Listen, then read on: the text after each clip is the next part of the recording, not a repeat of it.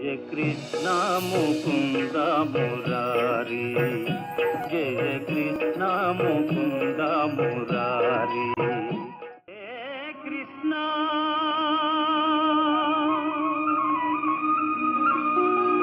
मुकुंद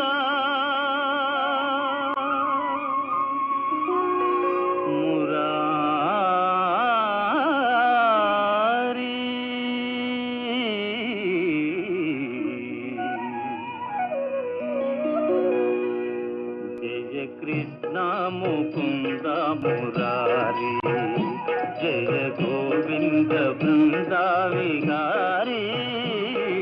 कृष्ण मुकुंद मुरारी।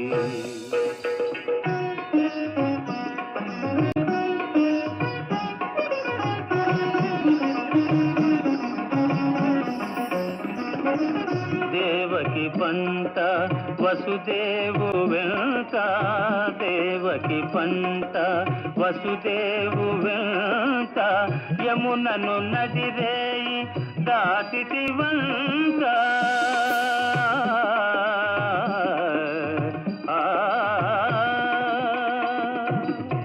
వెలసితి వంట నందుని జింత, వెలసితి వంట నందుని జింత, రేపల్లి ఇల్లాయేనంత।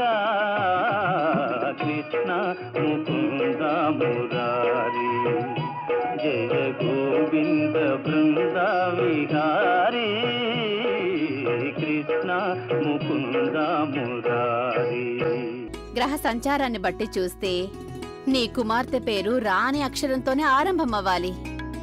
రా.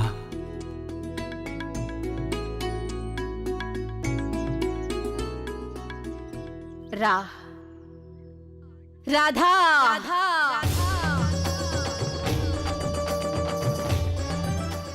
రాధా.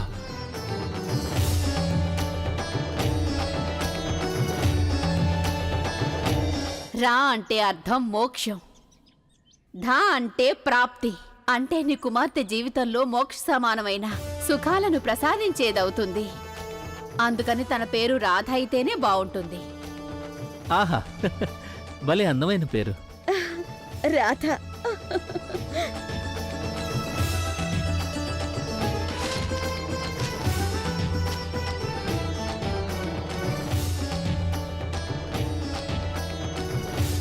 నందా, నీ కుమారుడి జాతకంలో సకల గ్రహాలు నక్షత్రాలు తమ తమ స్వగృహాలలోనే స్థిరంగా ఉచ్చస్థితిలో ఉన్నాయి. ఇది చాలా దుర్లభమైన దివ్యమైన జాతకం. ఇక ఈ జాతకంలోని గ్రహాల స్థితిని బట్టి చూస్తే నీ పుత్రుడి పేరు కా అనే అక్షరంతో ఆరంభం కావాలి.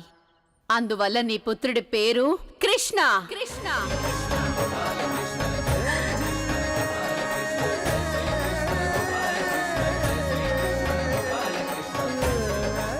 కృష్ణనా? కృష్ణ.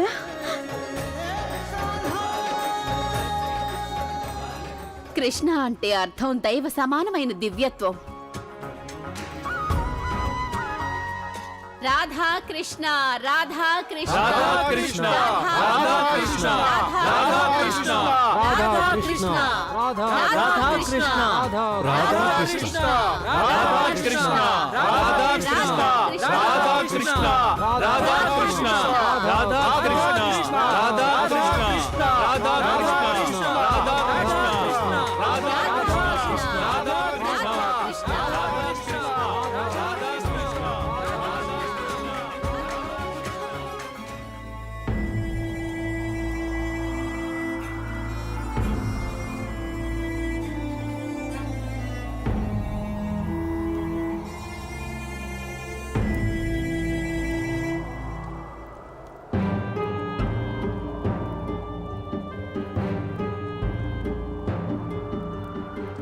మనకి సంతానం కలిగినప్పుడు నేను ఈ నెమలి కన్ను నా పుత్రుడి శిరస్సుపై అలంకరిస్తాను. ఈ దౌర్భాగ్యపు తల్లిని క్షమించు. ఈ తల్లి నీ ప్రాణాలని కాపాడలేకపోయింది. ఈ నెమలి కన్నుని కూడా నీ శిరస్సును అలంకరించలేకపోయింది. నన్ను క్షమించు. నన్ను క్షమించు, క్షమించు.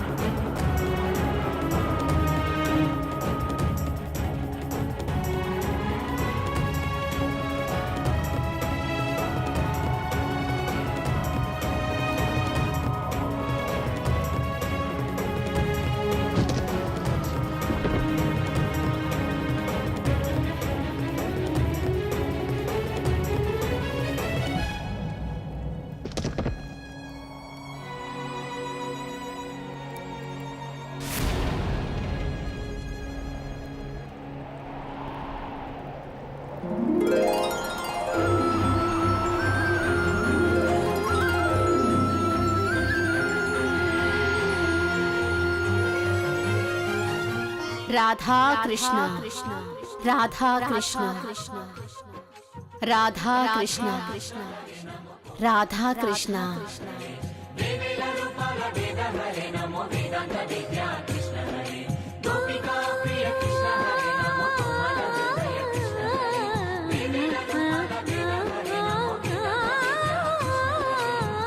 గోవిందుడే కోక చుట్టి గోపెమ్మ వేషం కట్టి ముంగోల చేత బట్టి వచ్చెనమ్మా.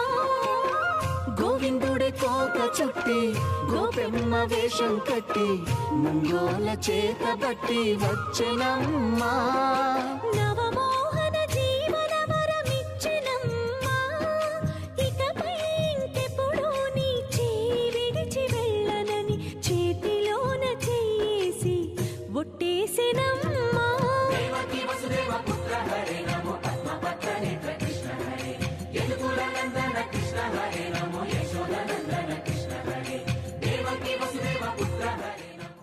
నెమలి కన్నా, కృష్ణుడి చేతిలో నెమలి కన్నా. దీని ద్వారా ఏమైనా సూచిస్తున్నావా ప్రభు? ఇది నా ప్రశ్నలకు నువ్విచ్చే సమాధానమా?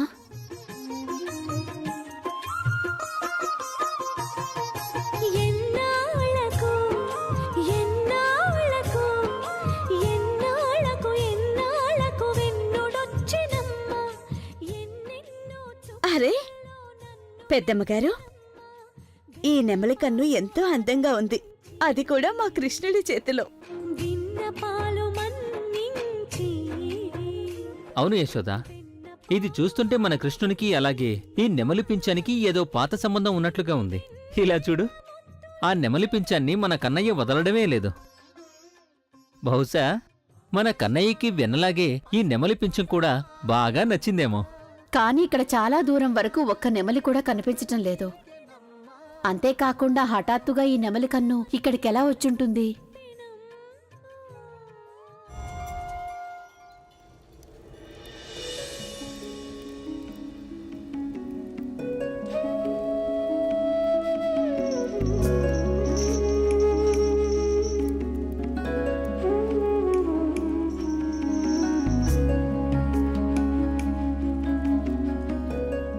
దేవకి, నీ మనసులో ఉన్న ఆవేదన ఏంటో నాకు తెలుసు. ఒక తల్లి పిల్లలందరూ హత్య చేయబడితే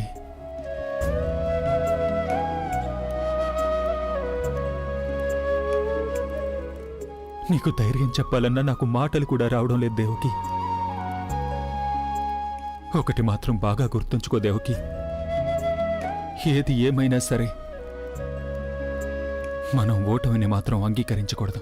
చాలా సరిగ్గా చెప్పారు బావగారు. బావగారి మాట పూర్తిగా నిజం చెల్లెమ్మా.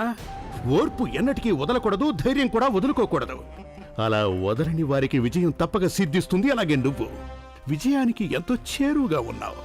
నీ కష్టకాలం ముగిసిపోబోతోంది త్వరలో. చెప్పాలంటే 1 రోజు, 2 రోజులు, 3 రోజులు, లేక 1 వారంలో.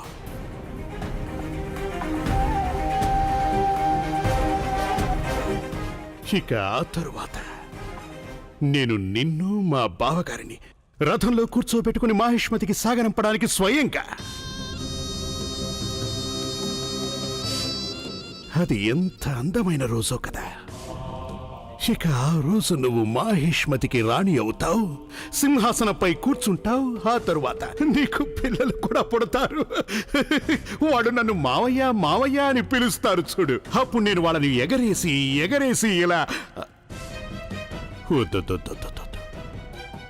ఈసారి నేను వాళ్ళని ఎగరేసి ఎగరేసి ఆటలాడుకోను. జోలపాట పాడతాను.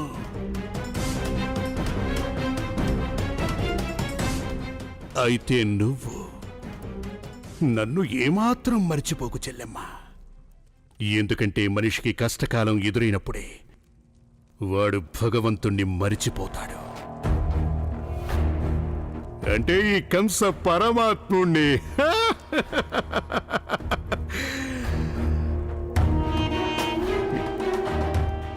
ప్రాప్తి, నువ్వు అలాగే నిలబడి నీ ఆడబిడ్డ ముఖం చూస్తూ ఉంటావా? ఆఖరితో నా చెల్లెల్ని చంపేస్తావా? ఇలా ఇవ్వు.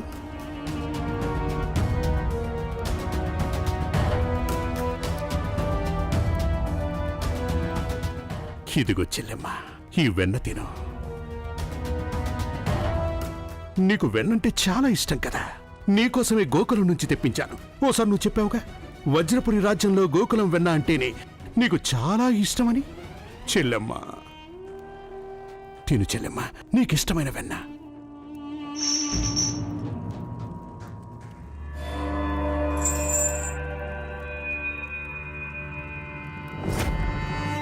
బావగారు ఆగండి, మీకోసం కూడా ఉంది, చాలా ఉంది.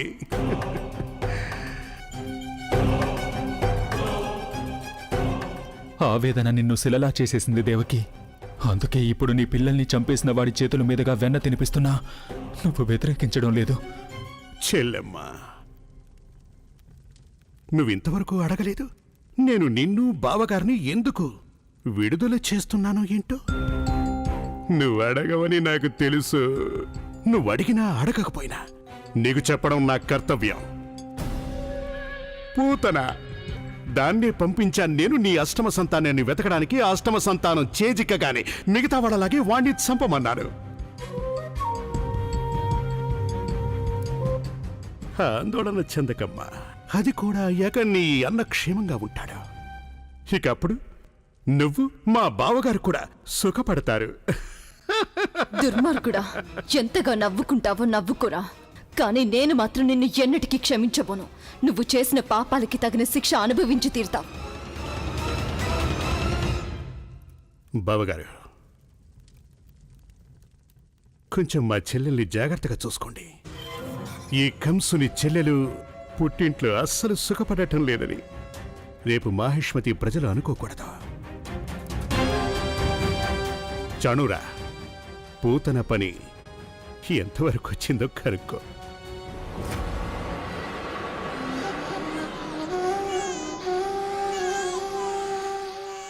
ఏడవకు నాన్నా, నా బంగారు తండ్రికి ఆకలిస్తుందా?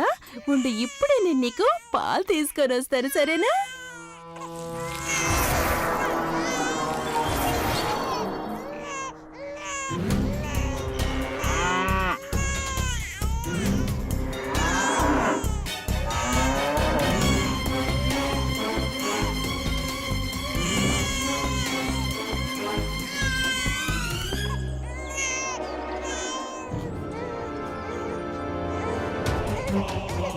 బాబుకి ఆకలేస్తుంది కదూ?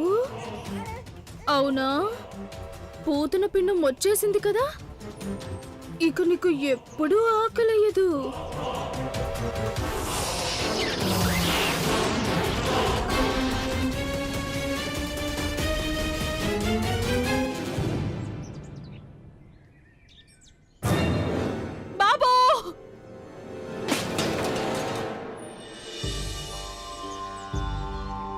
యశోదా, నాకేమనిపిస్తోందంటే నీ కుమారుడిలోనే సకల దేవతలు ఉన్నారనిపిస్తోంది. నామకరణ శుభవేళ నీ కుమారుడి చేతిలో నెమలి కన్ను ఉండటం అనేది చాలా శుభకర సంఘటన. ఎందుకంటే నెమలి కన్నులో ఏకకాలంలో సకల దేవతలు నివసిస్తుంటారు. అర్థం కాలేదు పెద్దమ్మగారు. నెమలి కన్నులో దేవతలు నివసించడమా? అవును యశోదా.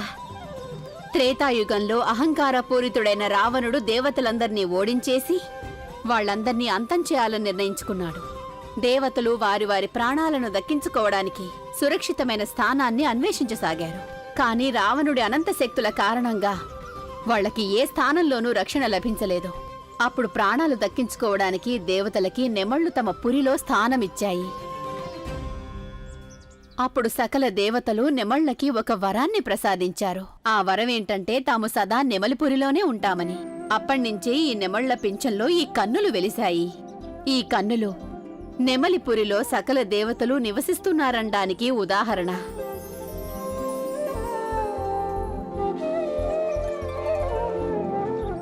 పెద్దమ్మగారు, ఈ నిజాన్ని నాకు చెప్పి మీరు మాకెంతో మహోపకారం చేశారు. నేటి నుంచి నేను సదా ఈ నెమలి కన్ను మా చిన్న శిరస్సుపై అలంకరింపచేస్తాను. ఈ నెమలి కన్నే మా చిన్నాకి చిహ్నంగా ఉంటుంది. ఈ నెమలి కన్నే మా చిన్నాకి చిహ్నంగా ఉంటుంది. ప్రభు, చూసారా మీరు?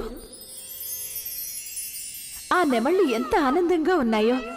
నేటి నుంచి నందనందనుడు ఈ నెమళ్ళుల ఘనతను తెలియచేసే నెమలి కన్నులను తన శిరస్సుపై ధరిస్తాడని ఈ నెమళ్ళన్నీ ఆనందంతో నాట్యం చేస్తున్నాయి ప్రభు.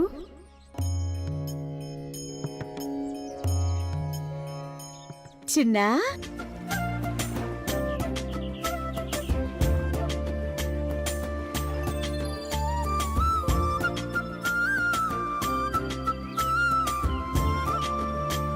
దేవి, నందనందనుడి విషయంలో ఈ నెమలి నేత్రము అతని తల్లి దేవకి ప్రేమకి ఆశీస్సులకి చిహ్నం. ఇప్పుడే నందనందనుడు తన తల్లి ప్రేమని శిరస్సున ధరించటం జరిగింది. ఇంతవరకు ఈ లోకానికి నందనందనుడు తన తల్లికి దూరం కావటమే తెలుసు. కాని ఈ నెమలి నేత్రము కారణంగా తన తల్లి దేవకితో ఆమె ప్రేమ, కరుణ, వాత్సల్యాలతో నిరంతరం కలిసే ఉంటుంది. నందనందనుడు ఆ నెమలి నేత్రం ధరించటం ద్వారా మాతృప్రేమకి ఈ లోకంలో అత్యంతమైన ఉన్నత స్థానం కల్పించాడు.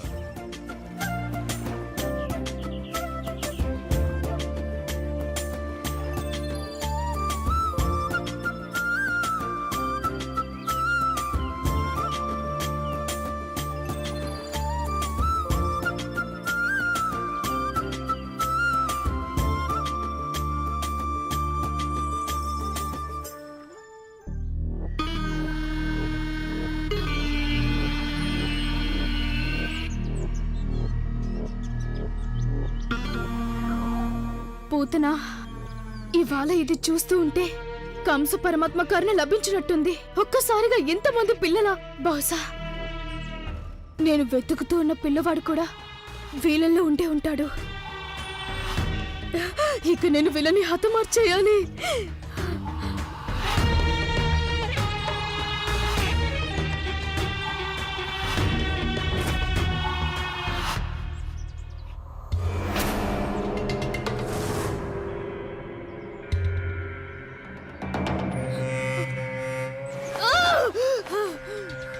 ఏమిటిది? ఈ పూతున్నే మోసగిస్తారా? కొట్టండి దాన్ని, కొట్టండి, వదిలిపెట్టండి, చింతలు కొట్టండి, కొట్టండి, కొట్టండి దాన్ని,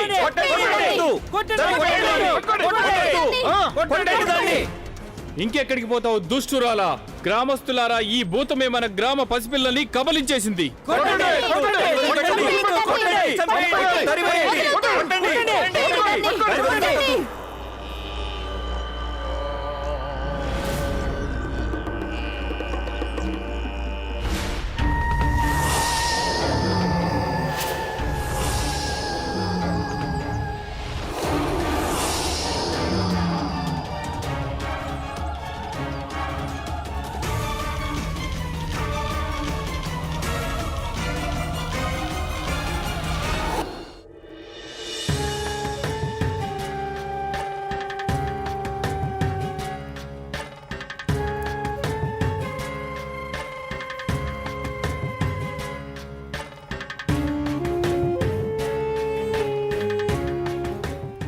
పూతనా